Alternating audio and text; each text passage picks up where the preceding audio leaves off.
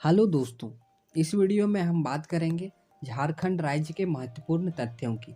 जी हाँ, कि झारखंड राज्य कैसे भारत के अन्य राज्यों से अलग है या कैसे झारखंडी होने पर हम गर्व महसूस कर सकते हैं, आइए जानते हैं। तो सबसे पहले हम बात करते हैं इस राज्य का नाम, जो कि झारखंड है। तो ये झारखंड क्यों पड़ा? तो झारखंड पड़ने का वजह है कि यहाँ पे झाड़ी और वन बहुत ज़्यादा मात्रा में है, इस कारण से इस राज्य का नाम झारखंड पड़ा। और झारखंड शब्द का जो सबसे पहले यानी पुरातात्विक जो प्रमाण है वो 13वीं सदी के ताम्रपत्र में मिलता है। और अब मैं आपको बता दूं कि इस वीडियो में आपको इस तरह की भी जानकारी मिलेगी कि प्राचीन काल में किस पत्थर से आग लगाई जाती थी, दुनिया को लोहा गलाने का ज्ञान किसने दिया, मंगोलिया पॉइंट जो पूरे भारत में क्यों प्रसिद्ध है, रावण का हेलीपैड कहाँ है, जैन धर्म का मक्का किसे कहा जाता है। इन सभी का जो जवाब है वो झारखंड से रिलेटेड है। ठीक है, तो हम लोग इन सभी तथ्यों पर भी बात करेंगे। तो चलिए शुरू करते हैं ये वीडियो। झारखंड के असुर तथा बिरजिया जो जनजाति है वो लोह युग से निर्मित औजारों का प्रारंभ करता माना जाता है। और ये जो बिरजिया और असुर जनजाति है वो भारत का जो है वो प्राचीन आदिवासी समुदाय है। और झारखंड में असुर मुख्य रूप से गुमला, लोहरदगा, पलामू और लातेहार जिले में रहते थे। वहीं असुर जो है, असुर आदिवासी समुदाय, वो दुनिया को लोहा गलाने का ज्ञान दिया था। और इसी ज्ञान के माध्यम से काफ़ी सालों के बाद स्टील बना और इंसानी जो समाज है वो विकास के एक नए युग में पहुंच गए।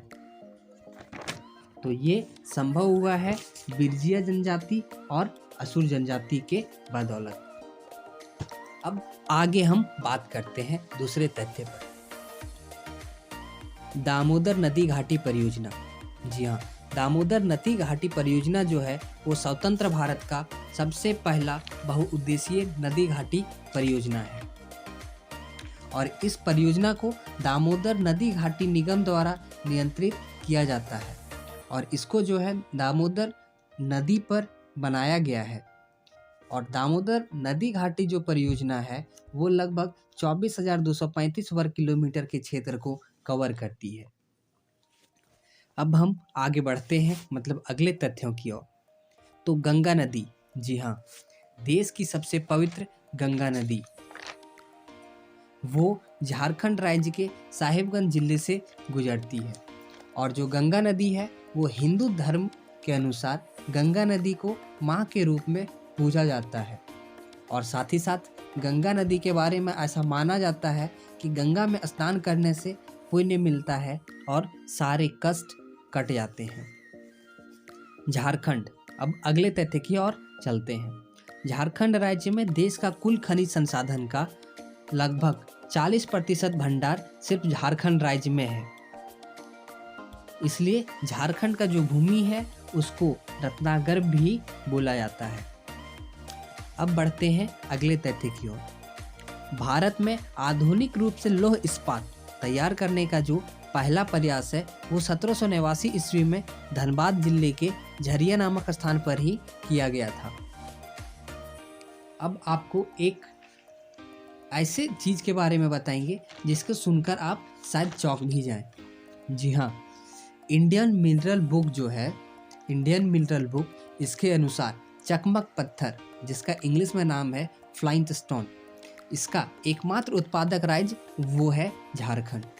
और ये जो चकमक पत्थर है, इस चकमक पत्थर जो है इसी के माध्यम से प्राचीन काल में आग जलाया जाता था। मतलब प्राचीन काल में इसी पत्थर का जो चिंगारी है उसी से आग लगाया जाता था। ये पत्थर का जो प्रयोग है काफ़ी ज़्यादा होता है सजावट वगैरह में, और जादूगर, खास करके जो जादूगर है इस पत्थर का उपयोग करता है।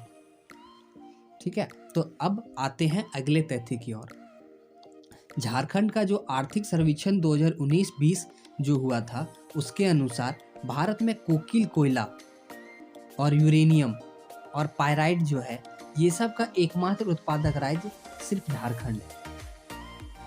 ठीक है, मतलब कि कोकीन कोयला, यूरेनियम और पायराइट ये सब का एकमात्र उत्पादक राज्य झारखंड है। अब आइए आगे बढ़ते हैं।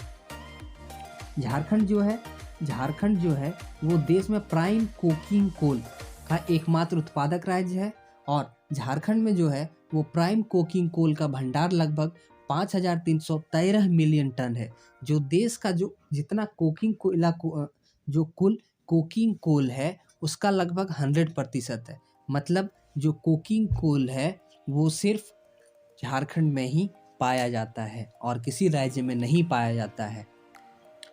तो चलिए आगे बढ़ते हैं अगले तथ्य की ओर। भारत में यूरेनियम का सर्वाधिक उत्पादन जो है मतलब लगभग 100% वो सिर्फ झारखंड में ही होता है। आगे बढ़ते हैं मतलब अगले तथ्य की ओर। झारखंड के घाटशिला, ये जो घाटशिला है वो सेंभू जिला में है और भारत का जो प्रथम तांबा उद्योग है 1924 में वो यहीं पे स्थापित किया गया था।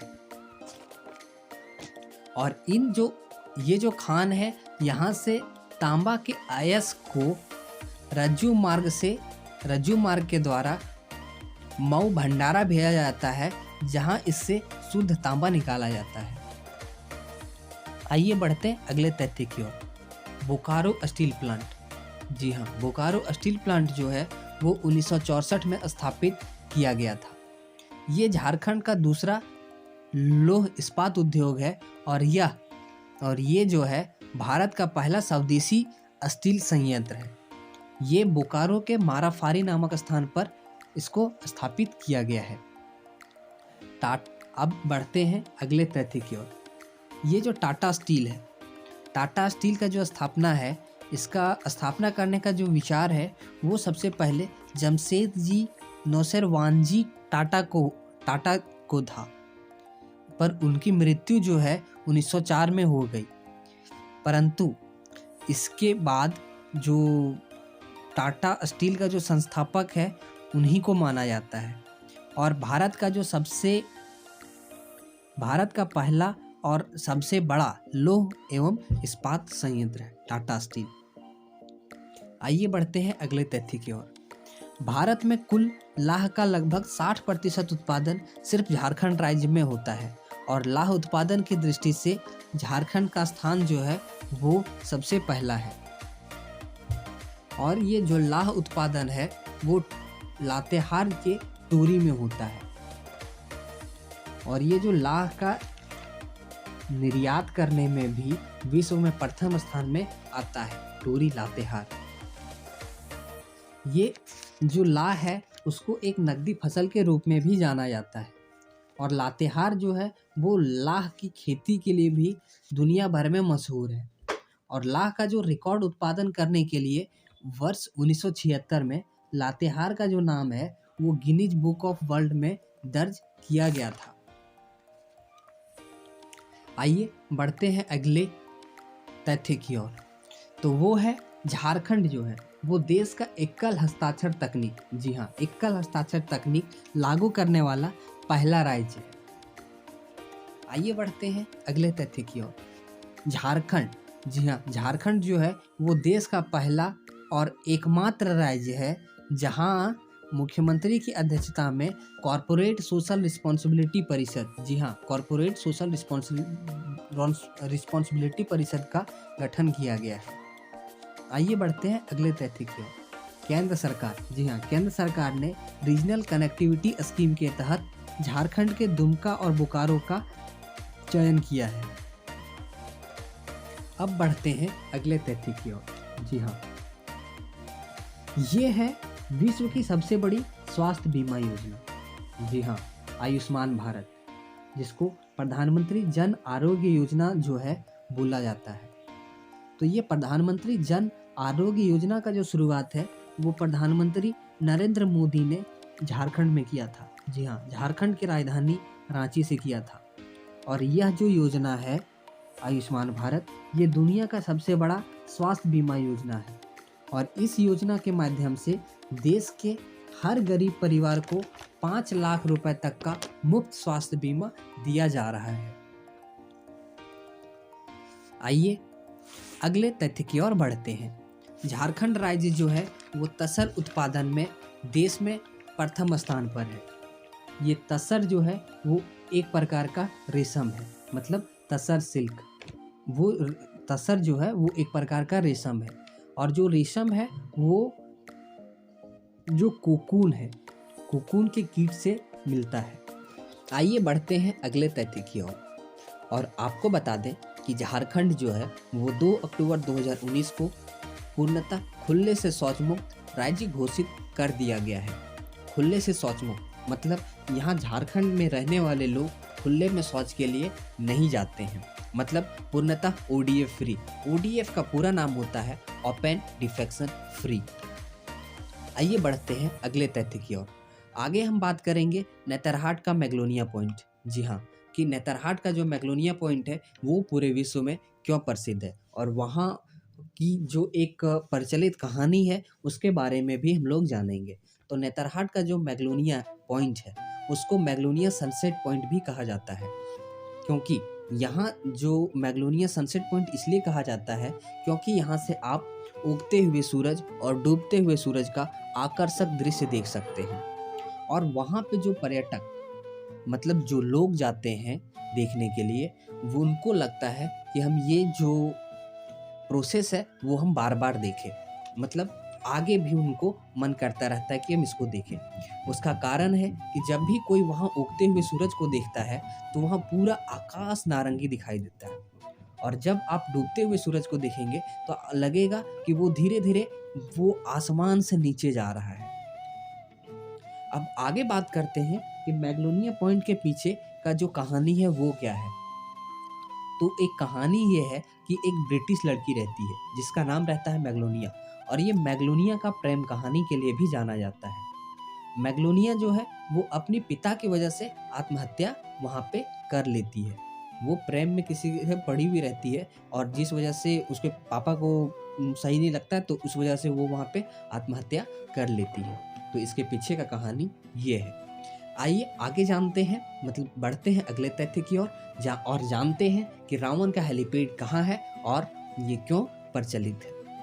तो जो त्रिकुट पहाड़ है वो देवघर से लगभग 16 किलोमीटर दूर दुमका रोड पर स्थित है, और इसके बारे में ऐसा कहा जाता है, मतलब लोगों से सुना है मैंने, कि माता सीता को हरण करके जाते समय जब जा रहे थे माता सीता का हरण करके रावण, तो उस समय इस पर्वत पर रावण रुका था, और माता सीता ने यहाँ पर एक दिया जलाया था, और इसी वजह से इसको रावण का हेलीपैड कहा जाता है। जी हाँ, त्रिकुट पहाड़ को ही रावण का हेलीपैड कहा जाता है। आइए बढ़ते हैं अगले तथ्य की ओर, और वो है सावनी मेला जो देवघर में लगता है। यह मेला जो है वो शिव की उपासना पर पूर्णतः आधारित है, और विश्व का जो सबसे लंबा दूरी का मेला है वो यही है, सावनी मेला।